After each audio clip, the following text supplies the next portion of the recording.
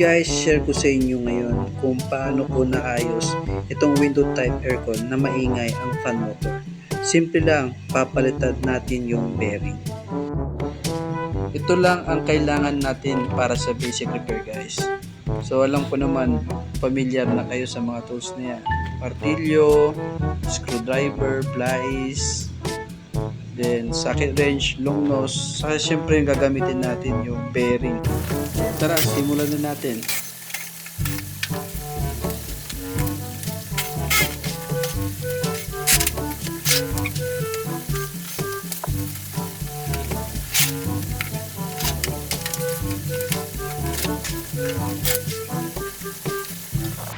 Ayun nga pala, meron ditong tornilyo nakatago. Yan, pinakita ko na, dapat makita nyo yan para at least hindi na kayo mahirapan.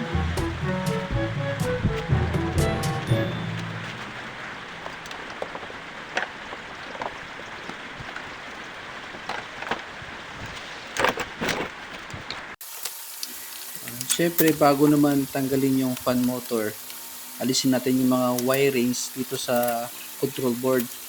So hindi ko na napakita guys, pinicturean ko yan bago ko muna tanggalin yung mga terminal. At least pagbabalik natin, kabisado pa natin, makita natin sa picture kung paano ibalik.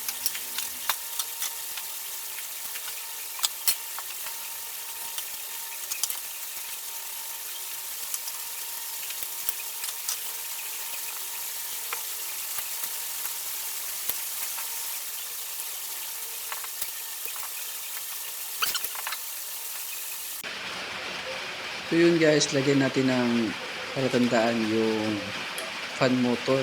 Guhitan natin sa magkabila yung magkapantay para pag ibabalik natin, hindi siya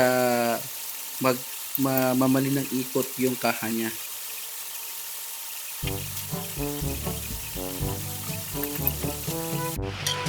Ganito guys, kumuha na ako ng angle bar. Sariling diskarte na lang para sa pagtanggal ng bearing.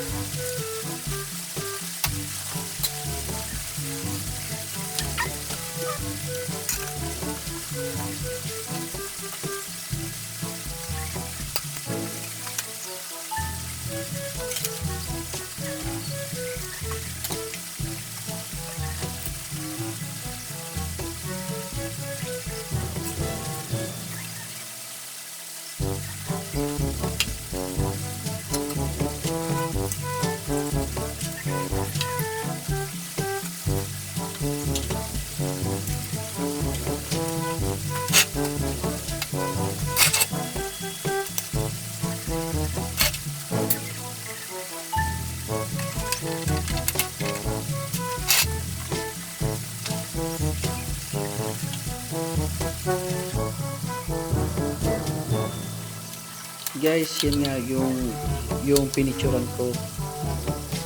balikan lang natin para at least pagbabalik natin yung mga terminal, hindi tayo magkabalik, hindi natin mabaliktad yung mga sakit niya, no?